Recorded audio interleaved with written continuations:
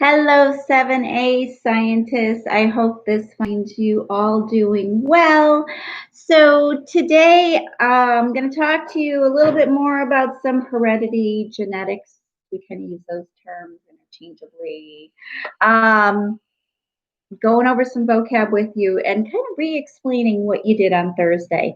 I know there was some confusion, so I kind of want to clarify it, and that's why I'm doing a little different video. So I have my little whiteboard, and I'm going to go through some of the terms that you learned and hopefully get you to understand it.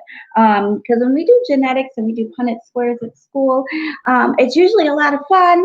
Kids get it, and it's really cool stuff, and it makes sense. But I get it. This is kind of hard to do the way we're doing it. Anyways, I hope to clarify some things. So you learned a Punnett square, okay, right? So this, okay, this is a Punnett square, okay? And what it does is it determines the probability of a type of trait showing in an offspring baby, right? So what you have to do is you have to put one parent's combination here and one parent's combination here, okay? And then you're going to figure out what goes in the boxes, okay? So we're going to get to that in a minute. I just want to clarify some terms, okay? So you have the term allele, right? And you had this term the other day. Allele is a fancy word for the different forms of a gene, okay?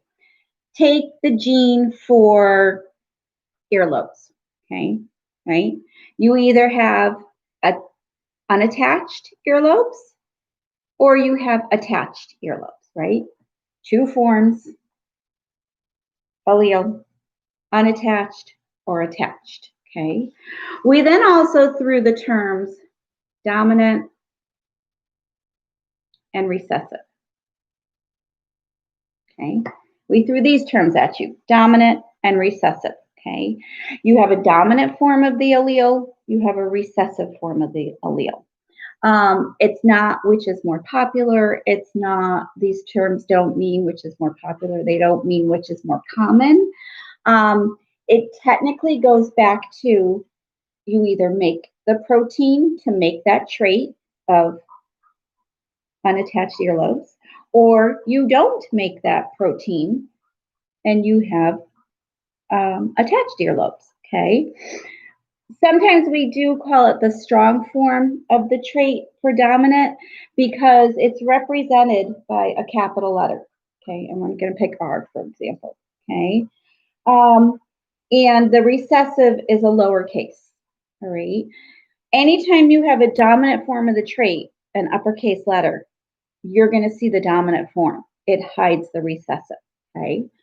You have two combinations of dominant. You can have a big R and a big R if we're using R for earlobes, so unattached earlobes, or you can have a big R and a little r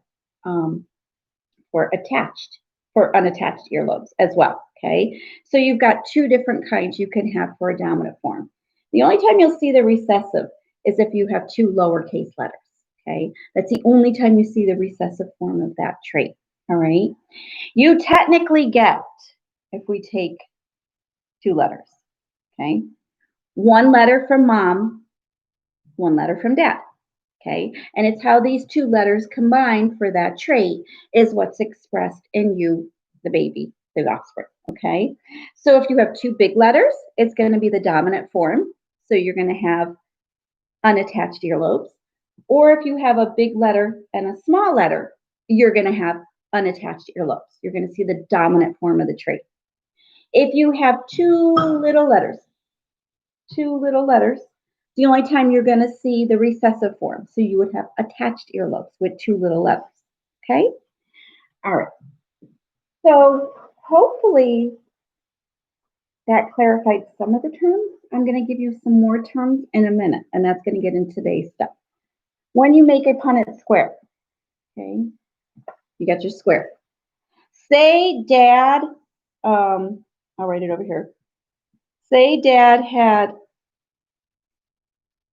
unattached earlobes, okay? And we knew he had a big and a little letter. And say mom was the same thing, okay? Unattached earlobes. What is the probability of these kids having unattached earlobes? All right. So we put dad's two letters, big R and little r, above here. One goes over the top. Okay, so this is dad. Technically, it doesn't matter if you put dad's letters here.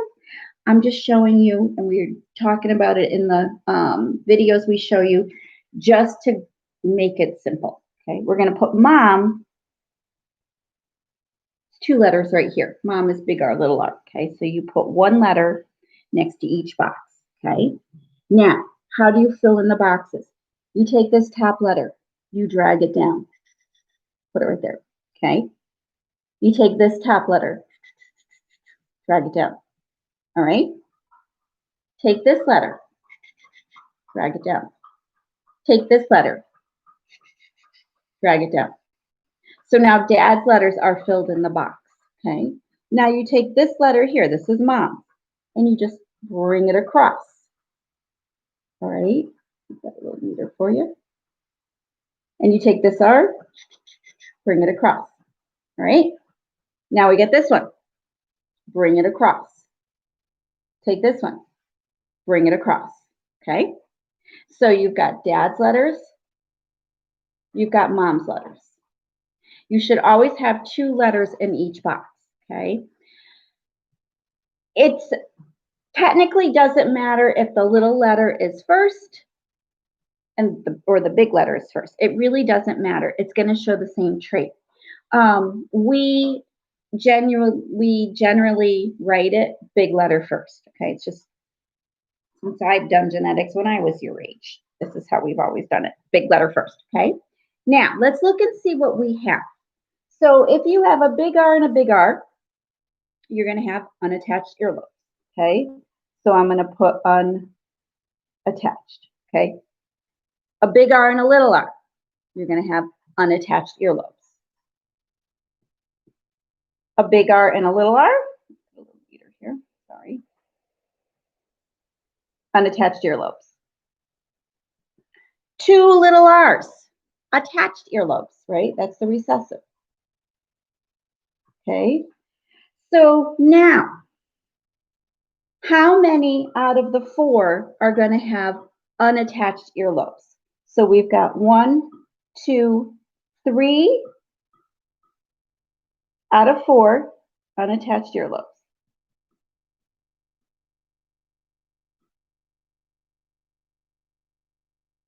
One out of the 4 attached earlobes.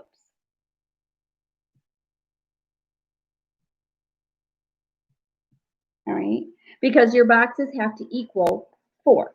1, 2, 3 out of the 4 boxes, unattached earlobes. 1 out of the 4 is attached earlobes. Okay, let's change that to a percent. All 4 boxes has to equal 100%. Okay, think money. Okay, how much? 25 plus 25 plus 25 plus 25. Okay, so 25 cents plus 25 cents plus 25 cents plus 25 cents equals $1, right? Easy way to remember. So if I have 3 boxes, that's 25, 50, 75% are going to have unattached earlobes. 1 out of 4, 25 cents or 25% is going to have attached earlobes. Okay, if you add 75% plus 25% together, you get 100%. Oh, look at that, 100 squares. All right, and try another one. Okay, before we do that though, have some more terminology. So from today's, you're going to watch a quick Amoeba Sisters. You're going to answer a little bit of information. Okay, we're working on the attached earlobes again. Got some more terminology. Okay, so let's use my letters again. Okay,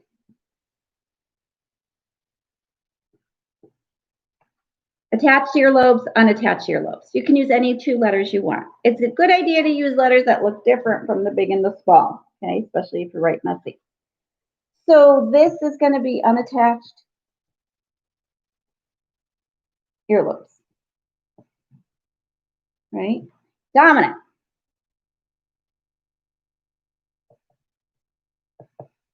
Big R, little r, unattached earlobes.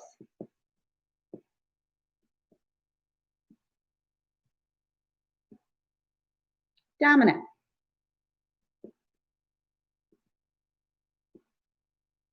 Little r, attached earlobes.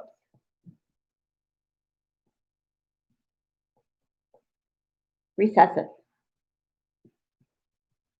Okay?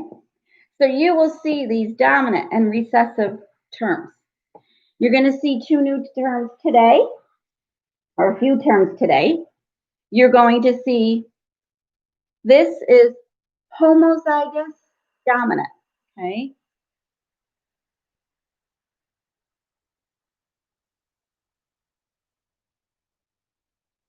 Is another term you're going to hear. Homozygous dominant, same letters, okay?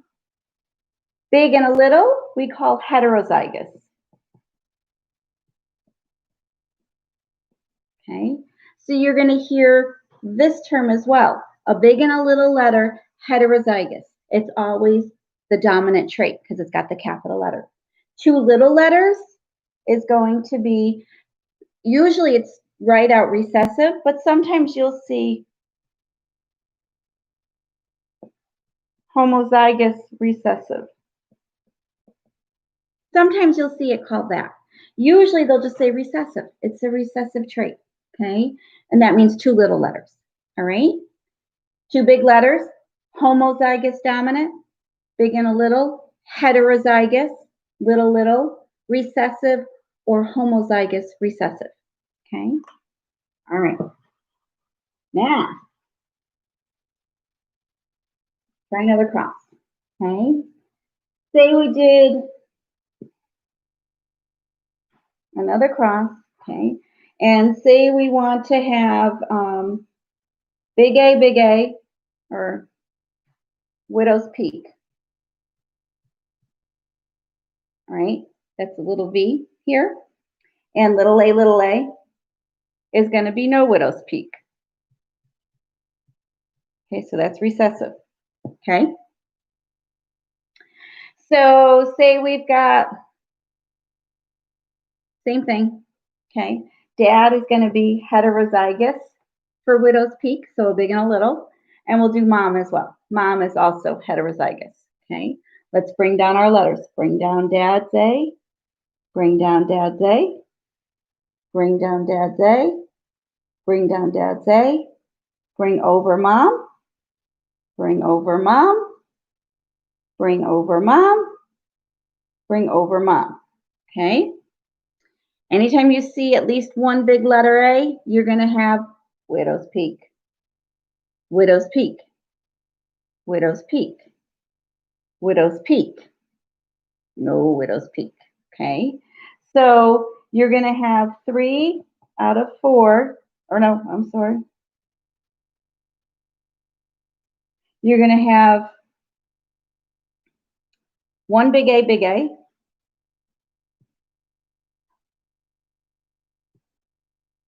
2 big A, little a's, 1 little a. Okay. What I just wrote here, genotype. Okay, so I just gave you the genotype. The genotype is the gene form. So you write out how many combinations of those do you have. The other term you're going to see is phenotype. Physically, what you see. Starts with a P. Physically, what do you see? I see a widow's peak. I see a widow's peak. I see a widow's peak. I do not see a widow's peak. Okay? So the phenotype is going to be 3 to 1. 3 widow's peak to 1 low widow's peak. So it's a 3-to-1 ratio. 3 widow's peak to 1 widow's peak. Okay. What percent would the 3 be? 25, 50, 75% will have widow's peak, and a 25% chance of no widow's peak. Right that way. Okay? So remember, you can break it down into a percentage. You can leave it as a ratio. Okay? So 75% chance of each kid having widow's peak, 25% chance of each kid not having widow's peak. Okay? You would make a Punnett square for every kid, for every characteristic. Okay? The other part of what you're doing today is you're going to be figuring out some Punnett squares. All right, you're going to do a drag and drop, kind of filling it all in, figuring it out. Use this video to help you. Message me. If you really need a Zoom, I could set up a Zoom. All right, I'll talk to you soon. Bye-bye.